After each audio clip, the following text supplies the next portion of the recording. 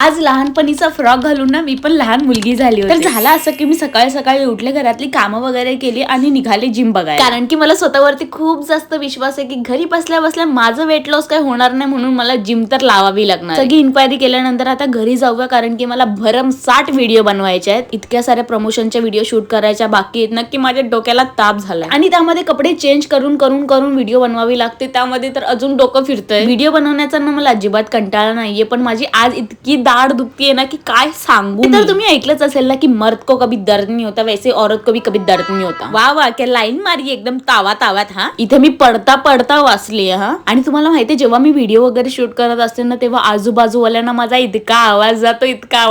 इथे video shoot करून झाल्यानंतर मला विचारायला येतात की आज कोणता व्हिडिओ बनवला. तर मंडळी, आज मी एकदम क्रेझी असा व्हिडिओ मी कधीच नव्हता बनवला.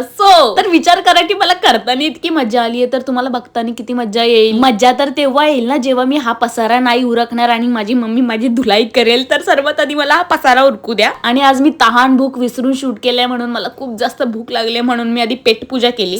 ठीक 9:30 वाजता व्हिडिओ बघायला अजिबात विसरू नका. चलो आजसाठी इतकंच, भेटूत उद्याच्या ब्लॉग मध्ये. Bye bye.